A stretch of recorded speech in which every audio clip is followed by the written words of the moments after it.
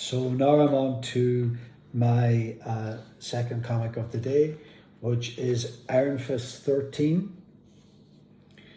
And this is very much a mid to low grade. It's definitely a reader comic. But you know what? It's a little bit faded in the front. Just I don't know if you can see, but there's just maybe it's a little bit just of a wee bit of gunge or something. But I'm sure that's why you can get your comics pressed and clean, so you can kind of bring the grade up. So this is definitely a comic that, yeah, it's in great nick, but it's just a little bit gungy. And this is a run that I really wanted to have. I really wanted to get my hands on, which quite recently I just decided that I would get, if it was possible, the complete run of Iron Fist, excluding issue 14, or for now anyway at least, but from 1 to 13 and 15. So 14, maybe someday I'll have it, but I won't be getting it today or tomorrow. It's just, let's see, what is it? Back again, deadlier than ever. Boomerang targets Iron Fist. So Boomerang, I have no idea who Boomerang is, and I have very little.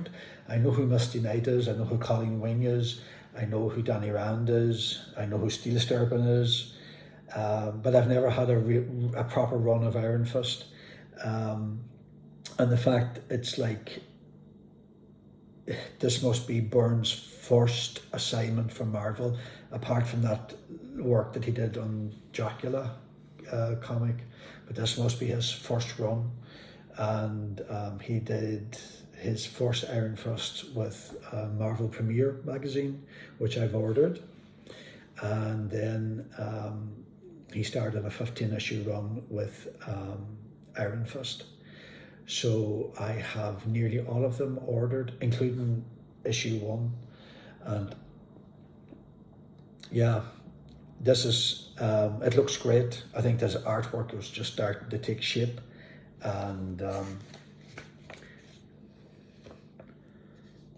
he was finding his feet, but my goodness, like, I know it might not be as polished as his later work for, like, you know, his other runs in Marvel, but by goodness, he was starting to find his feet in this run, and he just has a way of drawing characters and just making them come to life.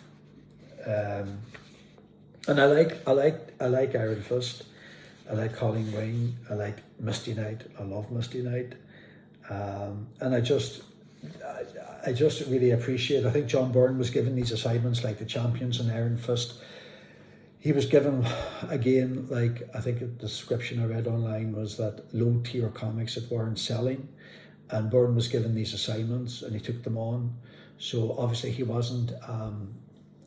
didn't do a lot of the covers for these magazines. I don't think that this is a John Byrne cover.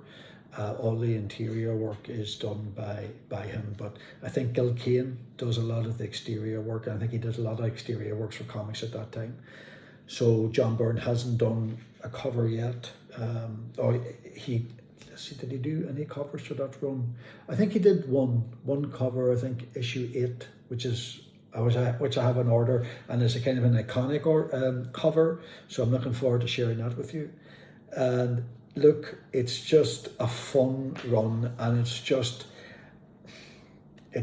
like the Iron Fist that I was born with and raised with, and you know, this is the character that I associate as being Iron Fist. A couple of years ago, you know, when Netflix had the release of all the different like the Netflix MCU, like Daredevil and Luke Cage and Jessica Jones, and then Iron Fist. I never watched one episode of Iron Fist. It just didn't appeal to me. And then when I watched The Defenders, I just thought, oh no, the poor actor was out of his depth. Just was not suited to be Iron Fist at all. And you know, especially when you think of what the other actors did with the other 3 characters, like Daredevil, phenomenal, Luke Cage, excellent, Jessica Jones, excellent. I really hope they bring them back, but poor poor that actor. If they bring back Iron Fist and another actor, maybe somebody who is Asian, then that would be pretty cool. I would be all for that. And this is, I think that this is, what's interesting about this is that Danny there's a redemption character in this comic, an Irish ex-terrorist who Danny had met previously, and so I think he's involved in this magazine too. And because I read that was one of the storylines that ran through Iron Fist, and really kind of more of obviously an adult kind of a storyline as opposed to, you know, the usual kind of juvenile storylines that maybe some comics can have. Issue 14, of course, is the big one.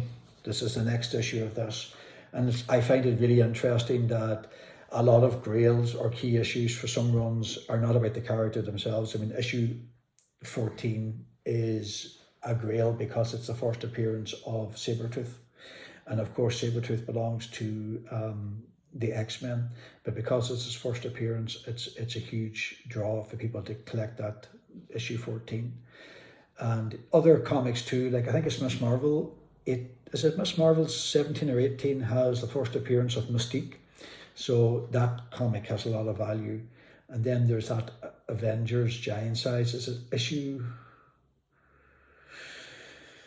the one with the terrible cover and the red, there's a couple of things happening at the same time, but that's the first appearance of Rogue, and that's another collectible. So it's just interesting that you can have your own run, but yet you're not the main attraction for the tier, for the key or the grail. It's actually another character that belongs to the X-Men. So, but what I did notice just by flicking through is, I know issue 14 is the first appearance of Sabretooth, but I wondered, does it constitute, just if you look at there at the very bottom of the page, when it's advertising the next issue, you've got Iron Fist, and maybe that's the first official appearance of Sabretooth by John Byrne. Well, it's just a stretch, but anyway, look, it's my first time having this magazine, so I'm really looking forward to reading it. I'm really looking forward to just appreciating the artwork and the storyline and just getting to know these characters. So I definitely would recommend, if anybody was thinking about picking up Byrne's early runs from Marvel, to really give them a look, because I just think that you're just seeing the creation of a master at work, and the work that he does in Iron Fist is pretty excellent. And even his work that he does with the Champions, look at the cover of the Champions. Them colours are popping. That's a good condition. This comic, it's not, neither are graded, so I got that deliberately because I just wanted to really just get the chance and to read them. But some of the other numbers that I got are kind of higher graded, but I just wanted to kind of get the chance to kind of get my hands on them. So there, my first issue of Iron Fist, issue number 13, 30 cents, and it was in the month of June, 1977. So wow, he must have been drawing, I wonder, was he drawing Iron Fist and the Champions at the same time, which is quite like him, like he's just phenomenal at getting his work done.